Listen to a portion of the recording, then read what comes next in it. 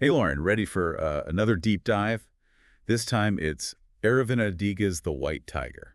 Oh, absolutely, Marcus. That title really grabs you, doesn't it? It does, and the story itself is even more captivating. It's about ambition and morality, and how those two things clash in modern India. Hmm. Those themes feel so universal, though, don't they? I mean, ambition and morality, those are struggles we all face no matter where we are. You're so right about that. Adiga really taps into something universal, but he does it through this incredibly unique character, Balram Hallway. Oh, and he's our narrator, right. I'm always fascinated by stories told from a unique perspective like that. Oh, you are in for a treat with Balram, Lauren. He takes us on this journey from his poverty-stricken village, a place he calls the Darkness, to the bustling city of Bangalore, which he calls the Light. The darkness and the light, huh? That sounds like more than just geography, Marcus. It feels almost symbolic, like a metaphor for the different worlds Ballroom is trying to navigate. Exactly. It's about the world he's born into and the world he so desperately wants to be a part of. And Adiga doesn't just tell us about this contrast, Lauren. He throws us right into the thick of it.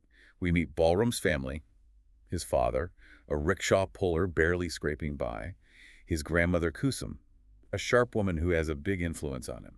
And what about his brother? I think I remember reading about a brother. Right, Kishan.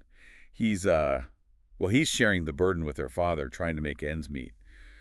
But their poverty isn't just bad luck, Lauren. It's a direct result of this system that's designed to keep them trapped. That's that rooster coop he talks about, right? That idea that the poor are stuck both physically and mentally, like they're conditioned to believe they can't break free. It's a brutal reality, and Adiga doesn't sugarcoat any of it. Ballroom's childhood is tough. His mother dies young. He has to drop out of school to help his family, and every day is a struggle just to survive.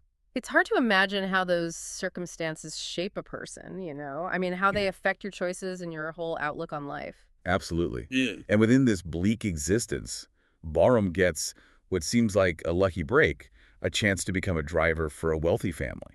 So he's moving from the darkness to the light, at least in a physical sense. What's this family like? Well, he's serving Mr. Ashok and his wife, Pinky Madam. They've just returned from America, so they're very modern, very westernized. This is such a huge shift for Ballroom, isn't it? I mean, going from a village to driving for a wealthy family in the city? Oh, it's a complete upheaval of his world, Lauren. He's thrown into the chaos of Delhi, a city that's full of contrasts, Yeah.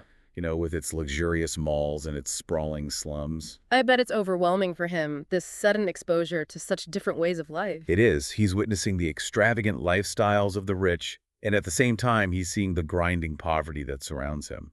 Remember that scene where a man wearing sandals is denied entry to a mall? Oh, yeah, yeah. That was such a powerful moment, Marcus. It really highlighted that stark divide between the haves and the have-nots. And Ballroom, he's right in the middle of it all, Yeah. observing everything, absorbing it all. But he's not just a passive observer, is he? He's ambitious. He wants more. Oh, absolutely. He sees this job as a driver, as his chance to learn, to adapt, to climb that social ladder. He starts picking up English from his employers. He studies their habits. He even learns to drive by watching the other driver, Rem Prasad. So he's a fast learner. He's figuring out the rules of this new world. He's more than just learning the rules, Lauren. He's starting to see the cracks in the system, the corruption, the way the wealthy exploit their power. And that's gotta be disillusioning, right? To see the reality behind the facade. It is. It's like he's asking himself, is this the world I'm so desperate to be a part of? Is this what success really looks like? And those questions, Marcus, they take him down a dark path. They do.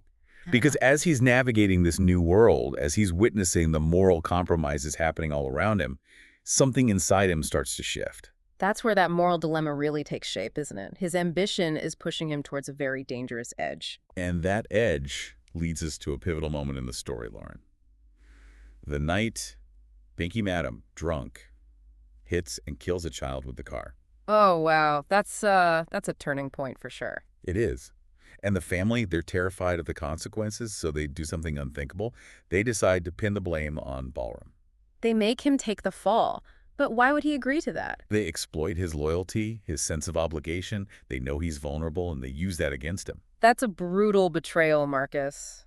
To be used and discarded like that, even after all his hard work. It's a crushing blow, Lauren. It shatters whatever illusions he had about belonging, about being valued.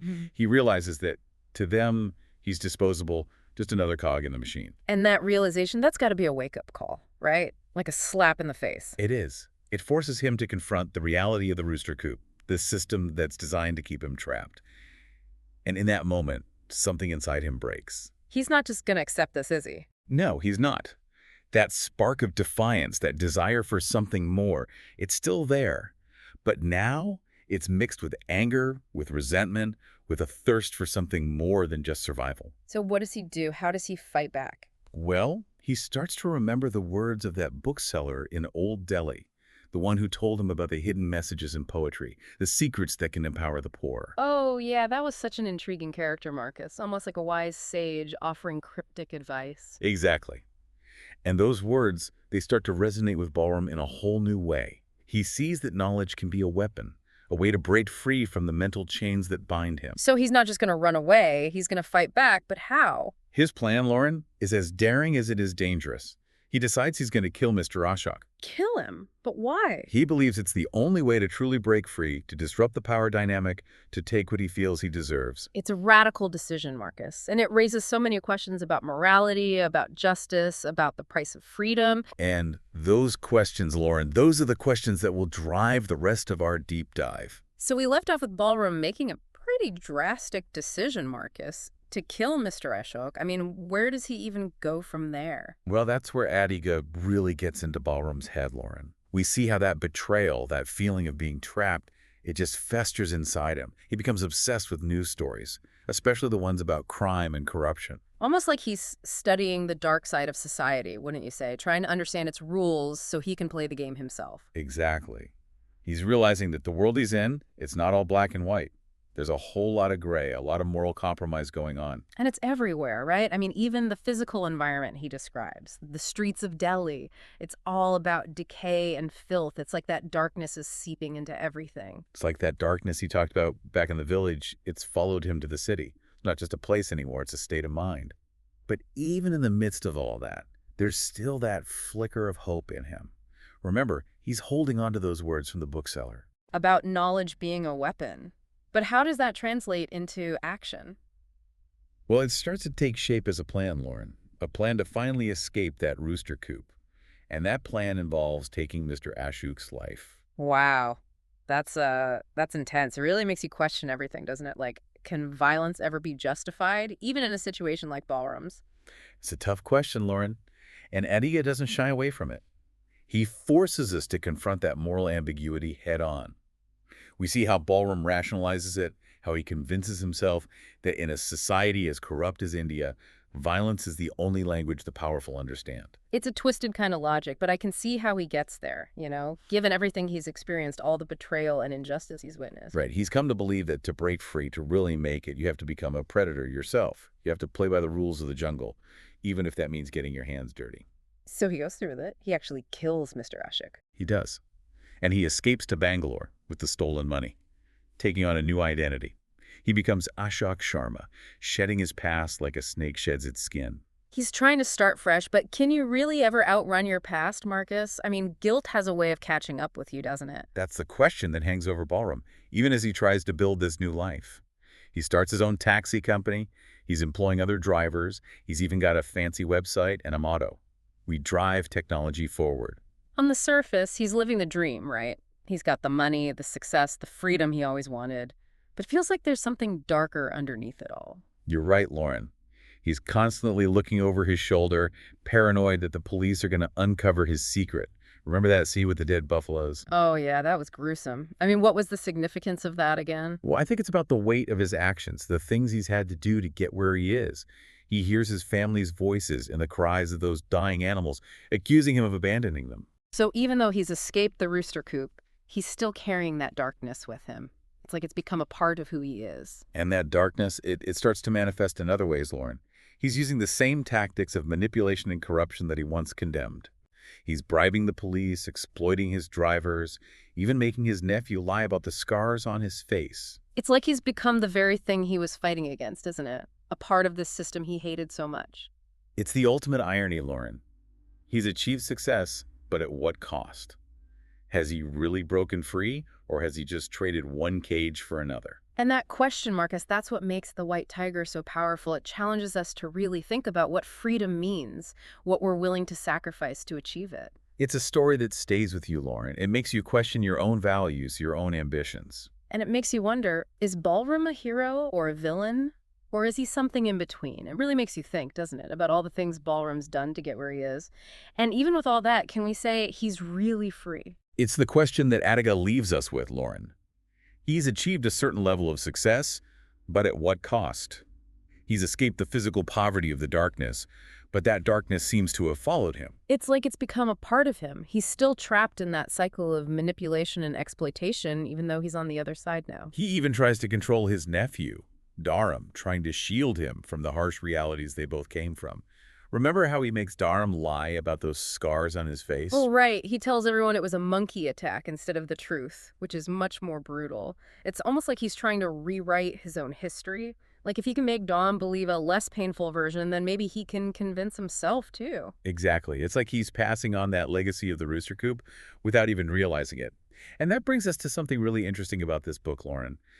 The way Adiga uses satire to expose the hypocrisies of this new India. Oh, I see what you mean. Like, on the surface, Balram's the perfect image of success, right? He's got his own company, a fleet of fancy cars, he even has a website. But underneath it all, there's this darkness, this foundation built on stolen money and murder. And guilt. Don't forget the guilt. He's constantly looking over his shoulder, afraid of getting caught. So in a way, he's still trapped.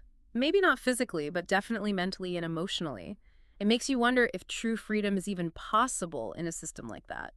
It's a good question, Lauren, and I don't think Adiga gives us an easy answer. Ballroom's story is messy. It's full of contradictions and moral compromises, and maybe that's the point, you know? Life isn't always black and white. There are a lot of gray areas. And those gray areas are where things get really interesting. It's where we're forced to confront our own beliefs, our own values. I mean, how would we act in Ballroom's situation? Would we make the same choices? Tough questions, Lauren. And those are the questions that make The White Tiger such a powerful read. It stays with you long after you finish the last page. It makes you think about ambition, about morality, about what we're willing to do to achieve our goals. And it doesn't shy away from the dark side of human nature. But it's not all doom and gloom, right? There's a kind of hopefulness in Ballroom's story, too. A belief that change is possible, even if it's messy and complicated. Yeah, there's definitely a spark of defiance in him, a refusal to just accept the hand he's been dealt. And that's something I think we can all relate to, even if we haven't faced the same challenges as Ballroom. Exactly. It's a reminder that we all have the power to shape our own destinies, even if the odds are stacked against us. And it's a story that sparks important conversations, conversations about social mobility, about justice, about what it really means to be free. Well said, Lauren. And those conversations, those are what we hope our listeners will take away from this deep dive. The White Tiger is a book that challenges us to think critically, to question our assumptions, and to see the world through a different lens. It's been such a great discussion, Marcus. I'm so glad we got to explore this book together. Me too, Lauren. Yeah. And to our listeners, thank you for joining us on this deep dive. We hope you'll keep those conversations going. Until next time, keep exploring.